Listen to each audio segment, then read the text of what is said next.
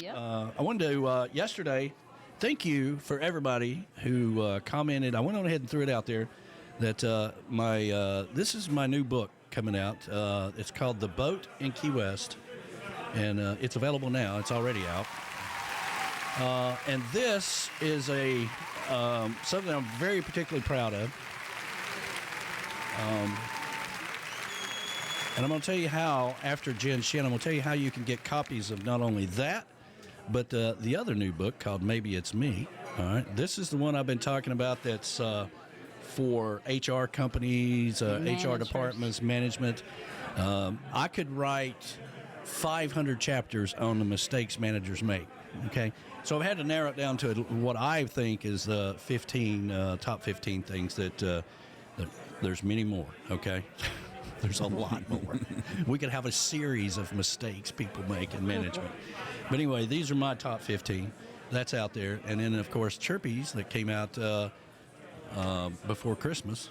And, yes, I love Chirpies. So you can get your free copy of all three, and I'll tell you how to do that. But first, Miss Laurice was the very first person who read The Boat in Key West, A Life Worth Living, and she's going to give us a review of it, okay? All right, so let me go over here and put you on the camera. So, man. This? Wait a minute. Flaz does set, he's got that camera set up high, or that mic set up high, doesn't he? I think he sits up straighter than I do. I kind of slouch down in the chair. Probably need to loosen it a little bit and lower it down, and that way he's got something to do when he comes back. That's right. He can fit. I always mess it up for him. Yeah, there you go. He can fidget with it when he comes back. There we go. All right, so review from, and Laurice is our in-house here at the corporate headquarters book reviewer. That's right. Well, I read this cover to cover twice. Twice? And yes, I did. And Danny, this is the best thing you've written. I have read most of your stuff that you have sitting around the Tiki Bar. I've read, obviously, Chirpies, and I haven't read the brand new one yet. But this is the best one that you've written. It is really engaging. There's multiple characters, and they're all tied into one another as far as where their story goes, where their journey is. And you know what? There's a lot of really poignant sentences and phrases in here. But let me read this one. This is my absolute favorite. It really stuck out to me. This is when the main character is kind of summing up his decisions that he's made and his journey. And I'm not going to give away anything, but here's what it said. You've got to go where you're appreciated, not tolerated. Life is way too short to give your time to those who no longer care whether you are worth the effort. That's right. Yeah. You've said that many, many times. Yes. I have, and and thank you for the kind words. Go ahead and finish your review, or is your review done? Let's end it before she gets to the negative stuff. No, but I loved it, and it's definitely the kind of thing you can pick up and read little segments over and over. Well, thank you. And, this particular book, I've spent probably the past year working on, and there were times where I wanted to add more to it, and I did add more to it. I got down to the ending, and for those of you that were in Key West with us, we had the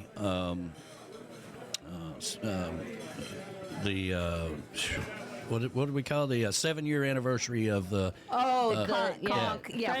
freshwater conch. Yes, for Brian and Michelle, and I was standing there watching that, and I was like, I know how to end the book now. Yep, I love how you wove that in there. Yeah, so that part, and not that B-Man or Michelle or anything to do with it, but that there's a part of that weaves into the characters of the book that brings them all together.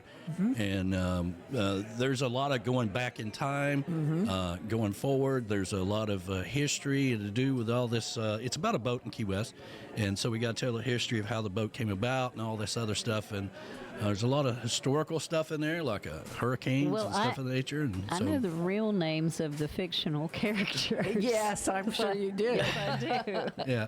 Well, they are, when you're in songwriting tables, people tell you to write about what you know. And it's the same thing when you're writing about.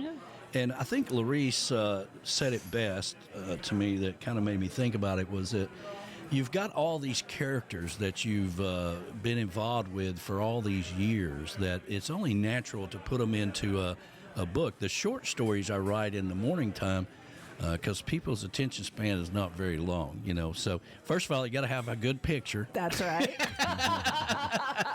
And then that draws them into the story. And then hopefully, if you read it, then you'll find something positive at the end of it, right? There's been a few times I've been convinced you've been writing about me. People say that a lot. People say that a lot. It's Was not that you know. directed at me today? Yeah. Yeah. Yeah. But it's true. A lot of these characters and stuff over the years can work their way, and some of these did work their way into this book. It's not about me. The main character's name is Dan, but it's not about me. Well, it kind of But is. some of there are some of the things about me that go along with the story. So again, you write about what you know, and then the story takes a life of itself. Danny, one of the things that I really enjoyed, and you talk about having different little historical perspectives, is some of these places, many of which I've not yet been to, but the wooden spoon. I really loved the background on the wooden spoon. I had no idea that the wooden spoons are for good luck. Yes. Yes. I didn't either. And going to the wooden spoon in there in, where is it, Marathon? Marathon, yeah. Yep. We would make up, just because we have fun, you know, just me and him by ourselves, we'd make up stories like, I wonder where he's from. Oh, he's probably in the witness protection. Yeah. That's always fun. Yeah. Well, he looks like. Where do you think he came from? He looks like a character out of The Sopranos. He does, and we had just, we love The Sopranos, and I was like, I bet he's in the witness protection. He was probably in the Corleones, something. Yeah.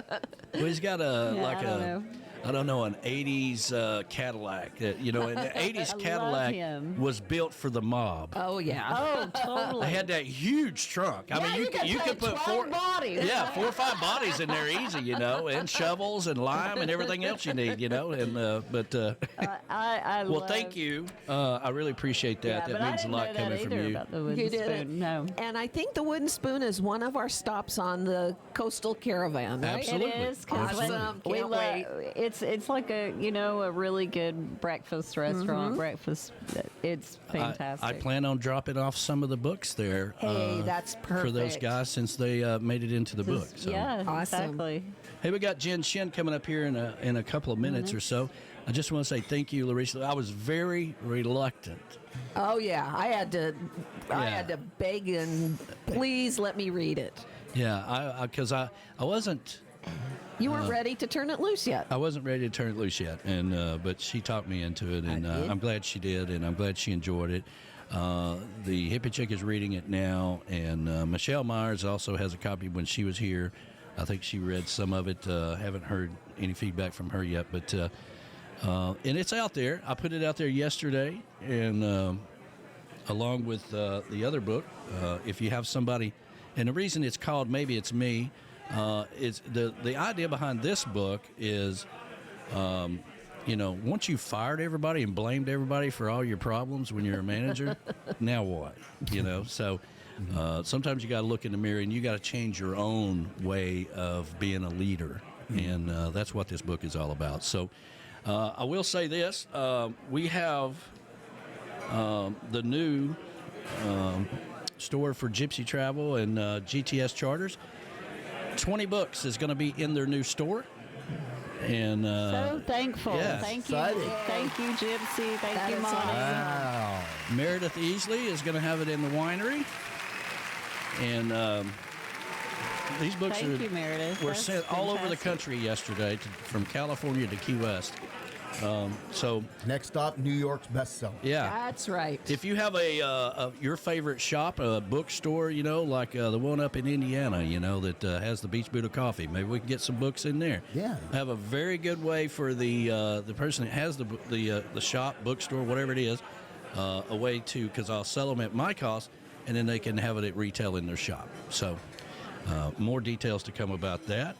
Let's see if we can get Jen Shin over here right quick. Let me go over here. She's probably in there already. There she is. There she is. And let's see here. Where is that? Oh, there it is. Boom. Hold on, everybody. I know it's a dark screen, but